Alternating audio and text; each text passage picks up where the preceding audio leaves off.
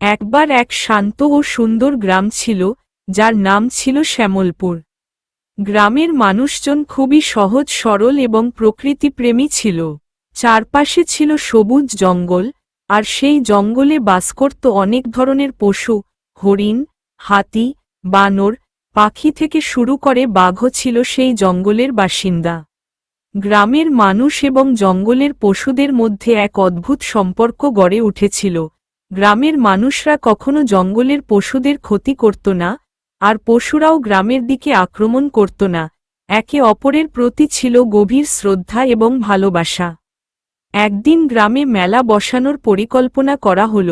গ্রামের প্রধান, যার নাম ছিল রঘু, সবার সঙ্গে আলোচনা করলেন, প্রতি বছর আমরা মেলা করি, কিন্তু এবার কিছু আলাদা করতে চাই।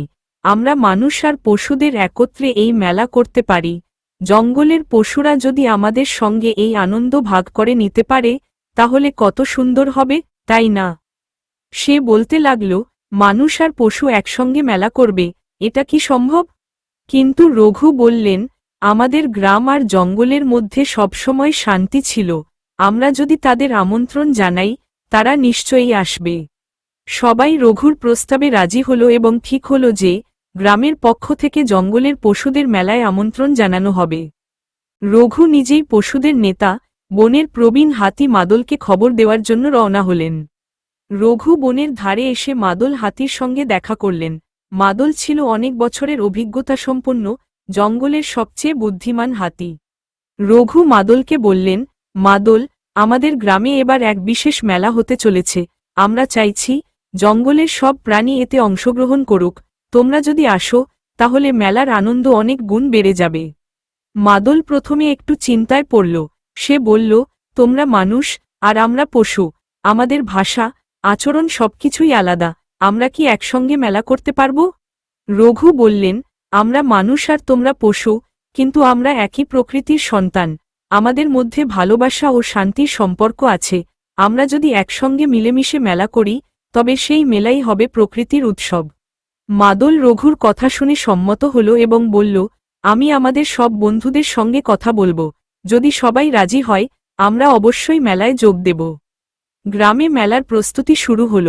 সবাই মিলে মেলার জন্য বিভিন্ন ধরনের দোকান সাজাল, খেলাধুলার আয়োজন করল, খাবারের দোকানগুলো তৈরি করল।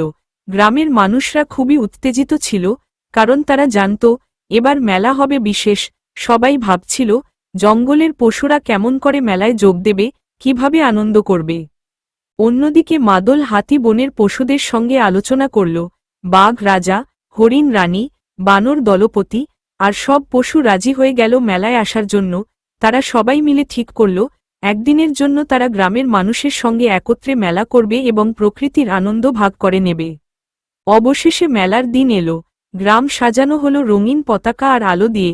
চারিদিকে উৎসবের আমেজ। গ্রামের মানুষরা হাসি মুখে অপেক্ষা করছিল পশুদের জন্য। হঠাৎ দূর থেকে দেখা গেল, মাদল হাতির নেতৃত্বে একদল পশু গ্রামের দিকে এগিয়ে আসছে। হাতি, হরিণ, বানর, বাঘ সবাই গ্রামে ঢুকছে। মানুষ আর পশুরা মিলে মেলার মাঠে একত্র হল। মাদল হাতি সামনে এসে ঘোষণা করল, আজ আমরা সবাই এক। আমরা বনের পশু আর তোমরা গ্রামের মানুষ, কিন্তু আমরা সবাই প্রকৃতির অংশ। আজ আমরা সবাই মিলে মেলা দেখব, একসঙ্গে আনন্দ করব। মেলার মাঠে মানুষ আর পশুরা একসঙ্গে খেলাধুলা শুরু করল। বানররা গাছে গাছে দৌড়াদৌড়ি করে দেখাতে লাগল, আর গ্রামের বাচ্চারা তাদের দেখে খুশি হল। হরিণেরা মাঠে নাচের প্রতিযোগিতা করল, আর মানুষরা তাতে অংশ নিল। পশুরা একসঙ্গে বসে বিভিন্ন ধরনের খাবার খেতে লাগল। মেলার সবচেয়ে আকর্ষণীয় অনুষ্ঠান ছিল একটি নাটক, যেখানে মানুষ আর পশু মিলে অভিনয় করল। নাটকের নাম ছিল প্রকৃতির সুরক্ষা, যেখানে দেখানো হল মানুষ আর পশু কিভাবে একসঙ্গে প্রকৃতিকে রক্ষা করতে পারে। হাতি, ভাল্লুক আর বাঘ একসঙ্গে অভিনয় করল, আর দর্শকরা খুব মজা পেল।